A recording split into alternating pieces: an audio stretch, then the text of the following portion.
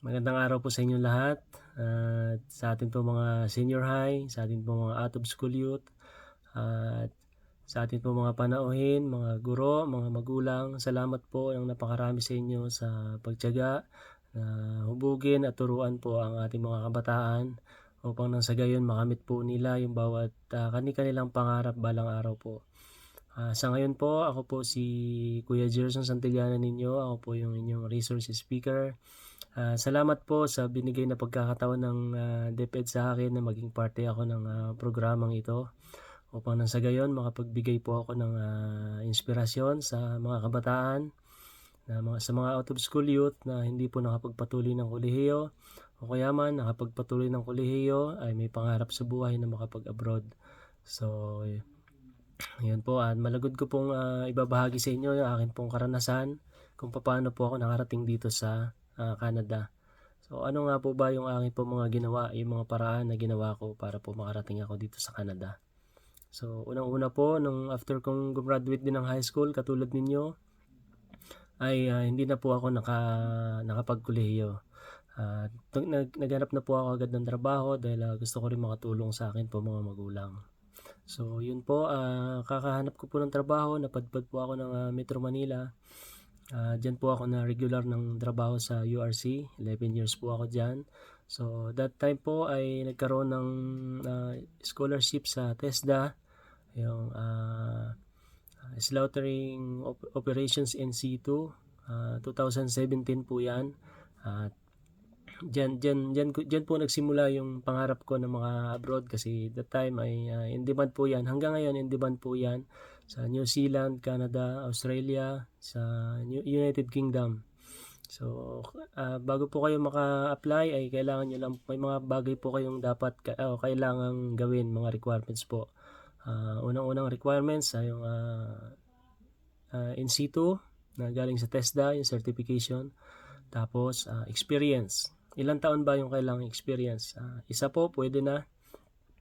Isa, 2 taon, 3 taon, mas maganda po. Habang mas matagal, mas maganda yung experience. Ano ba yung mga kailangang pasukan dyan sa Pilipinas para magkaroon ng experience? So, yung mga meat shop, yan. Meat plant, na katulad ng Robina, Monterey, mga meat shop ng Monterey, maganda po yan. Yung sa slaughterhouse, yung double A slaughterhouse, triple A slaughterhouse, yan. Pasado po yan dito sa standard sa Canada. At make sure po na yung mga pinasukan yung company dyan, may magbibigay sa inyo ng employment certificate o certificate of employment, kasi kailangan po yan sa requirements. Tapos may certification na kayo, may experience na kayo. So habang gumagawa kayo ng experience ninyo, 1 year, 2 years, 3 years, prepare nyo na po yung sarili nyo kasi yan na yung time na dapat na pagka may employer's interview, may mga employer galing dito sa Canada, pumunta ng Pilipinas, yan na po yung time na dapat ninyong i-grab. Pa-line up na po kayo sa agency, pasa po kayo ng resume, pakita ninyo yung video ninyo na nagawa. Habang ginagawa ninyo yung pagkakatay ng baboy, baka, yan. Pagka naipasa nyo po yung employer's interview, ay ano nga po yung una, certificate, sunod experience, sunod yung video, gumawa kayo ng video, at magantay kayo ng employer's interview. So, paano nyo malalaman yung employer's interview?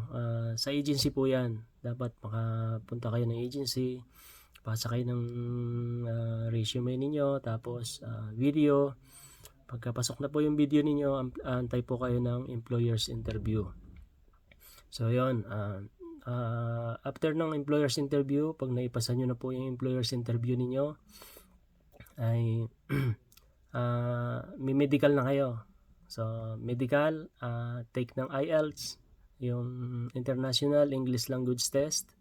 So, wag po kayong mag-alala doon kasi kayang-kaya nyo po yun, madali lang po yun.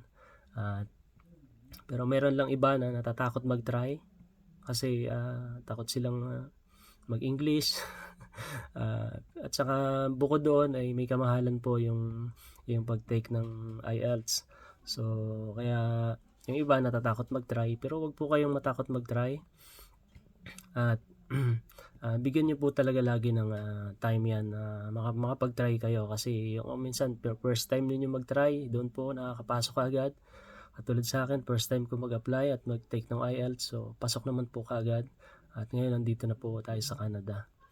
So, yun po yung una, certification. Pangalawa, experience. Sunod, video. Apply kayo sa agency. Antay ng employer's interview.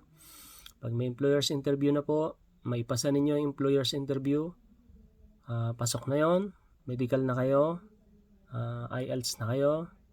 Antay na lang kayo ng working permit ninyo, yung visa at plane ticket.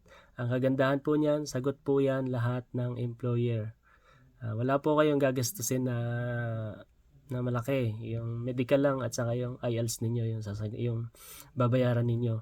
Pero pagdating naman po dito sa Canada, ay nire-refund po yan ng company sa amin. Yung medical namin at saka yung IELTS po. Kaya bali parang wala rin kayong nagastos. So yun po, yung wag po kayong mag-alala sa mga out of school youth na hindi nakapag-college, sapagkat nandyan po yung TESDA, skills development ng TESDA. May mga scholarship po yan, hindi lang slaughtering kundi yung welding, yung crane operator, yung forklift operator, mga heavy equipment yan. Kung gusto nyo po yan, pwede po kayo mag-take sa TESDA po. Hindi ko po ina-advise na after ninyo ng high school ay wag na kayo mag-college pagkat may TESDA naman. So, kung may pagkakataon po kayo mag-TESDA, mag-college po kayo. Sayang naman po ang pagkakataon. So, yung mga yun namang mga nandito na sa sitwasyon na hindi na nakapag-college at mga out of school youth, mga parents na, may mga anak na, ay wag po kayo mawalan ng pag-asa. Sapagkat nandyan po yung TESDA, yung skills development ng TESDA, matutulungan po tayo niyan. Malaki po ang matutulong sa atin, sapagkat ako po ay isa rin po akong magulang na, isang parents na, may 3 anak, may asawa. Sapagkat hindi po ako nawalan ng pag-asa. At ngayon nandito na po ako sa Canada, na natupad ko na yung pangarap kong makapagtrabaho dito sa Canada. At makagandahan po noon, pagka PR na po kayo dito sa Canada, madadala nyo na rin po yung inyong pamilya. Magkakasama na po kayo dito, natutupad ng inyong mga pangarap. At maraming pong salamat sa pagkakataong ito na pinagkaloob nyo sa akin na maging parte ng programang ito ng DepEd po, DepEd Calabarzon.